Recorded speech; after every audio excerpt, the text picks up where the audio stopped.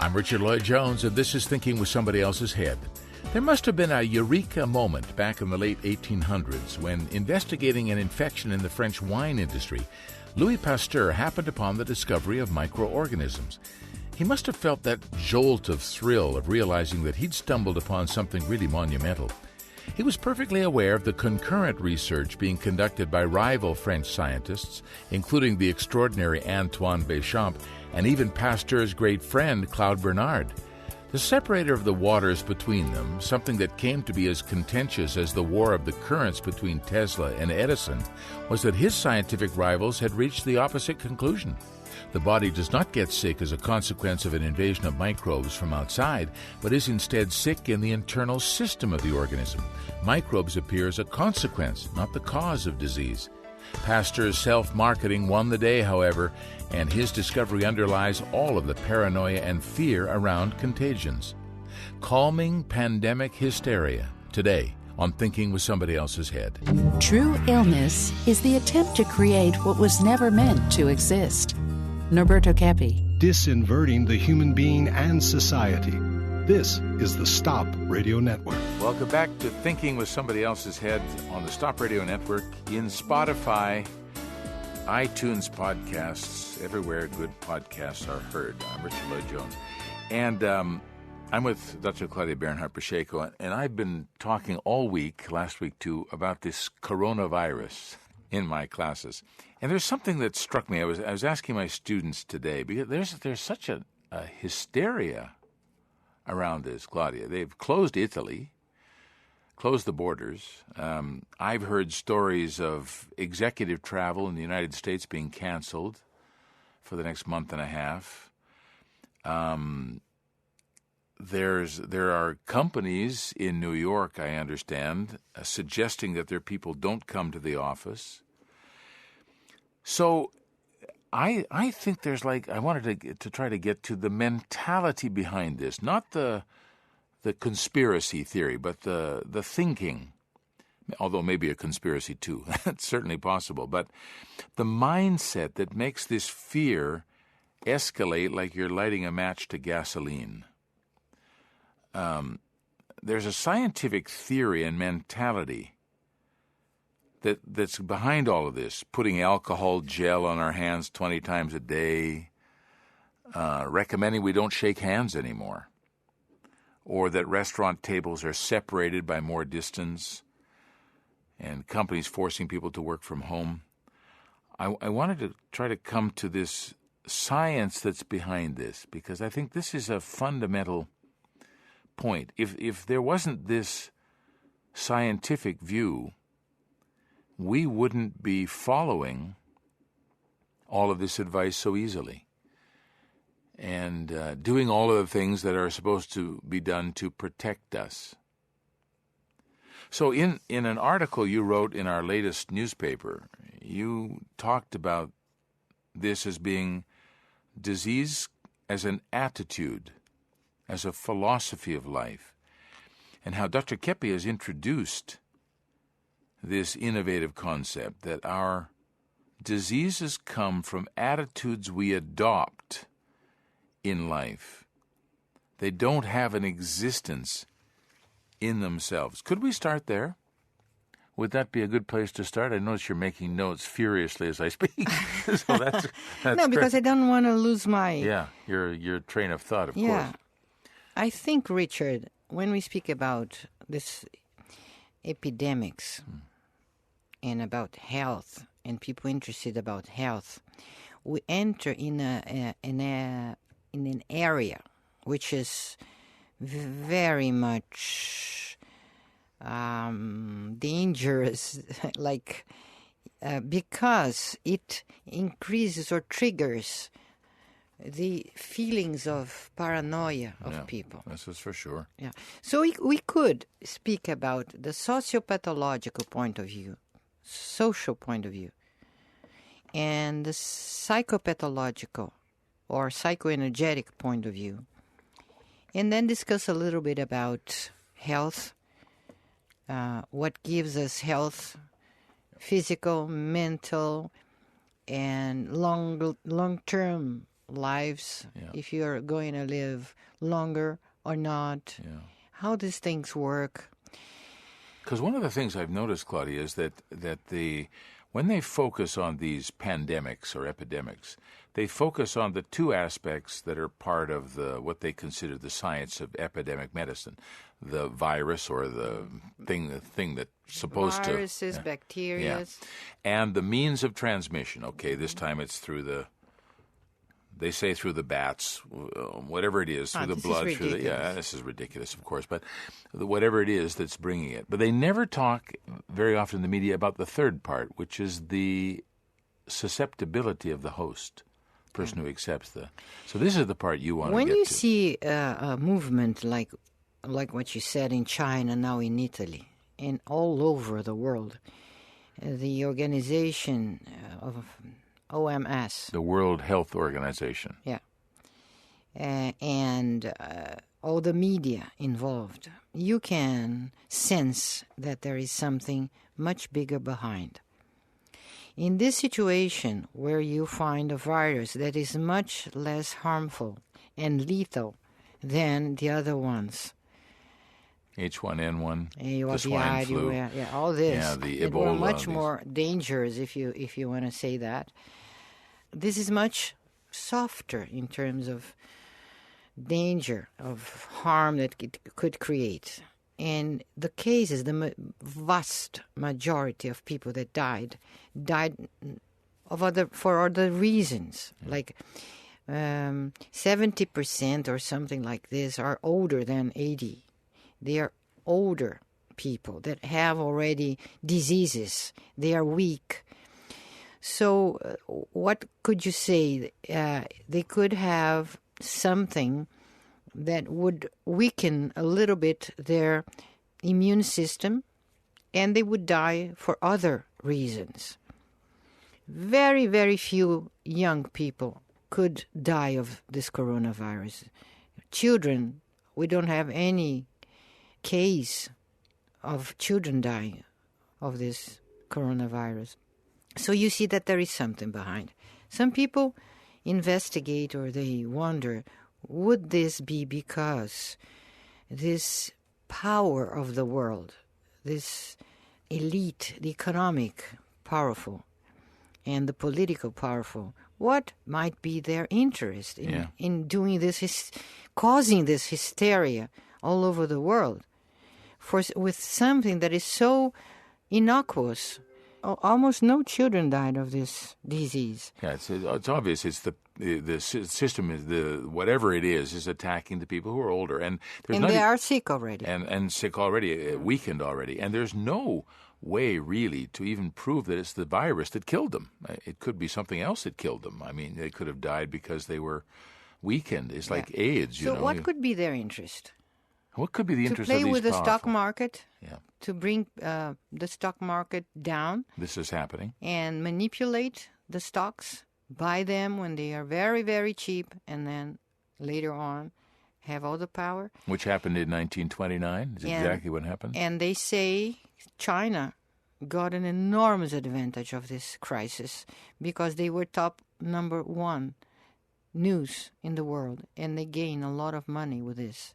First. Second, they bought the stocks of the companies that are installed in China. And they had several companies, European, American companies. And they bought for what you say in Brazil, the price of a banana, right? Yeah, so they took the power of most of the companies inside China. I've heard that too. So this is some people comment on this. They can hide other major problems with this.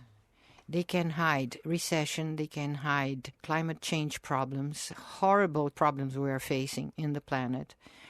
They can hide many, many other problems, like oil going down and the crisis of oil. So they hide everything with this. Yeah, because everybody's attention is focused only on this and everything else is forgotten, lost, right? Yes. Yeah.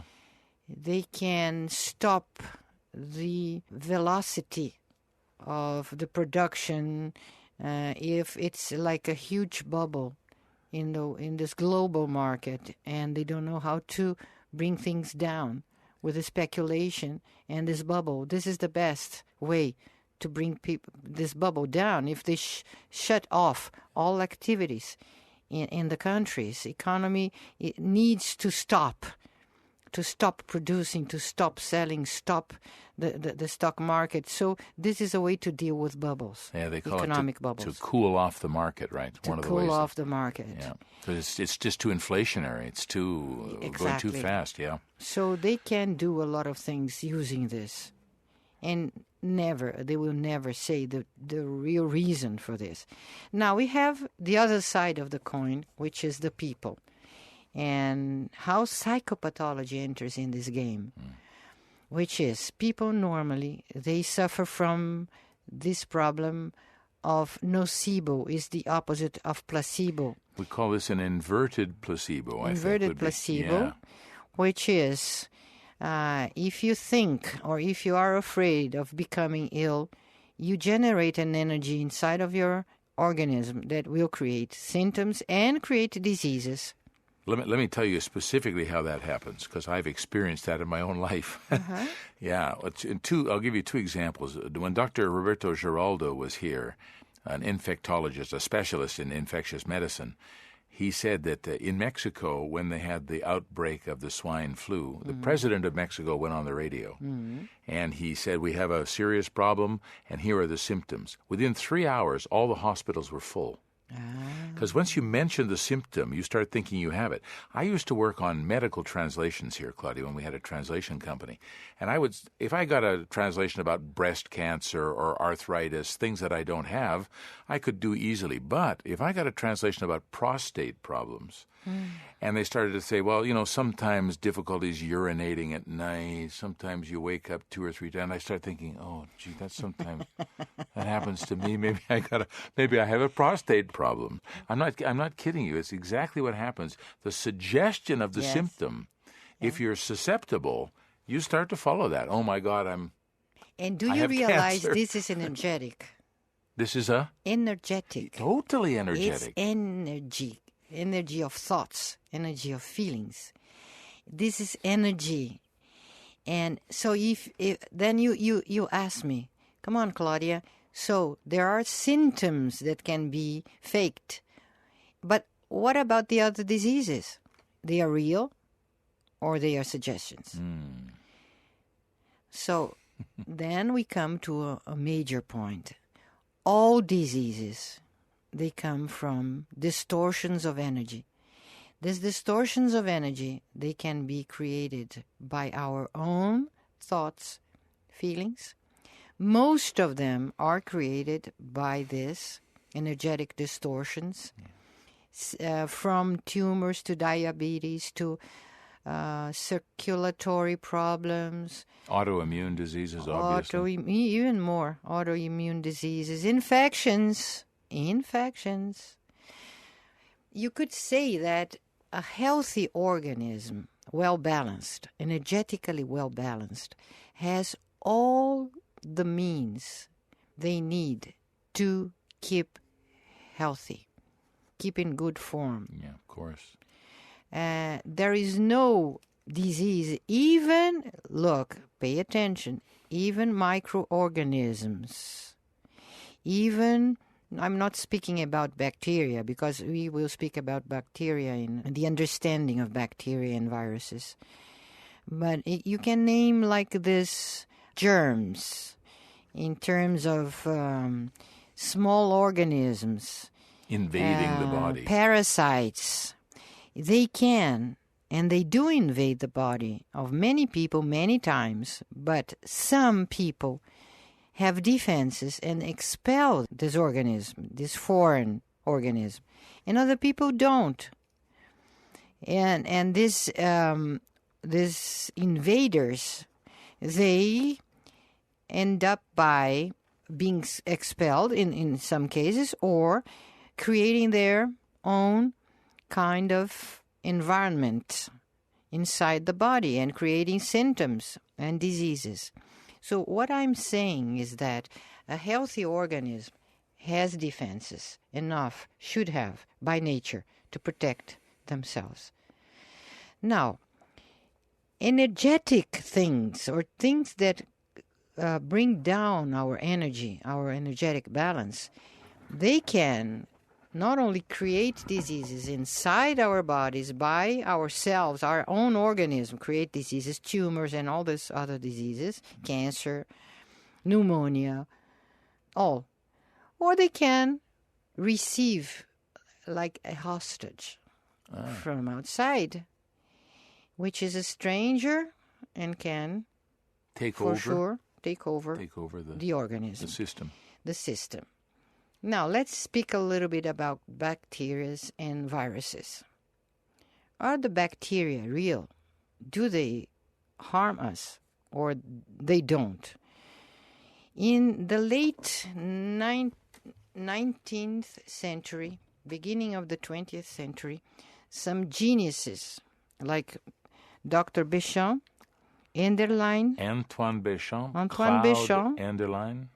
Enderlein, and Nessin are three major names. Claude Bernhardt too, right?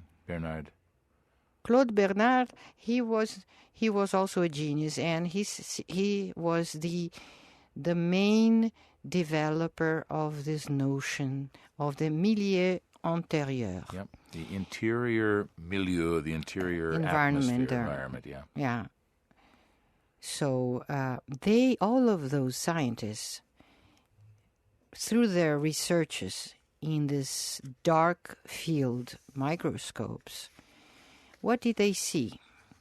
They found out we have very important elements in our being called microzymes. Microzymes, I think. This is Antoine Béchamp's name, microzymes. Yes, and they have other names for this, but it's the same element. It's like a basic brick of all beings. You can find this also in vegetables, in plants, even in stones, in minerals.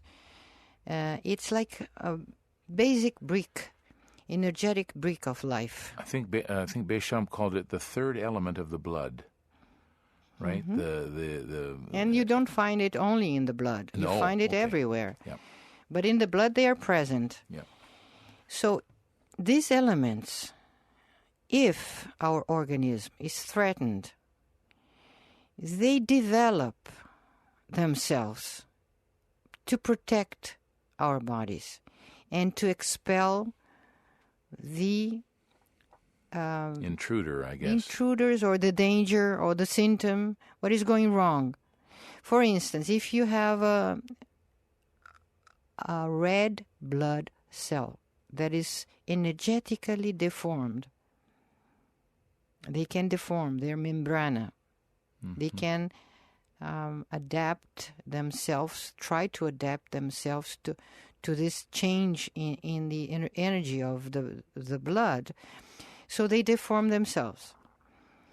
And these microzymes, they go inside the red cell. We call it in Portuguese hemácias, or glóbulos vermelhos. The red blood cells, yeah. And they enter the hemácia, or the glóbulos vermelhos, and they reestablish the balance. If they cannot do this, they dissolve.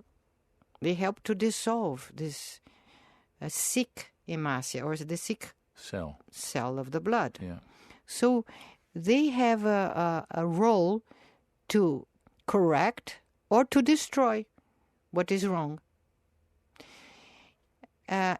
These microzymes, they can develop into bacteria, and this development is achieved or happens inside the body, not outside.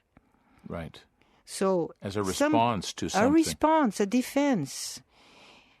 It's a development, like the viruses also. They are a development, energetic development of the body to try to reestablish the balance in the harmony of the body.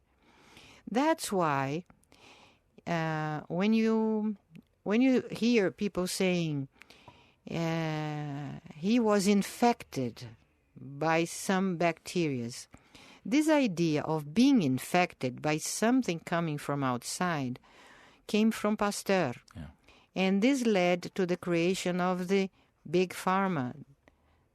The chemicals, they say, they use or they claim heals people. Yeah. To fight the invading bacteria or virus or fungus or yes, germ. Because when you are sick, because of some energetic imbalance and your body is threatened, the body creates bacteria to try to defend. So they invert the cause for the symptom. Yeah. They invert. Yeah. They see something causing the disease and the symptoms. Bacteria causes the disease or the symptom, and not that they are present in the sick organism. Yeah. The organism is sick. Well, this is what I was talking about at the beginning. So this is the bacteria mentality. are a consequence, Yes. not a cause. Yes. This is what I was getting at before, this mentality we have that's adding to this incredible fire, forest fire of ideas, like throwing gas on the fire, is this idea that the inverted idea that the disease is something from outside invading us. Yes, for sure, paranoia. Big paranoia. And this paranoia creates an energetic disease. imbalance. Yeah. And people get sick, really get sick. You can see that. And you have the symptoms. And then you can develop bacteria inside your body to try to reestablish we've the seen balance. The balance, yes. We've seen these microzymes in some of the films that have been made in our psychosomatic department here of the blood, where through this dark field microscope you see the red blood cells and the white blood cells. By the way, a person who's very let's say, energetically blocked, their white blood cells are almost not moving. Yes. There's almost no activity there. They're almost stopped. So you could suggest that means that their immune system is not operating at full capacity. And then there's these little microzymes. They look like little specks of light vibrating and moving in the blood. And the healthier the person, as I understand it, the more we see this microzyme activity you're talking about, which is to repair or to fix the system. And if the system is particularly sick, those microzymes can't do their job, or they begin to act against the body. Is that what you're suggesting?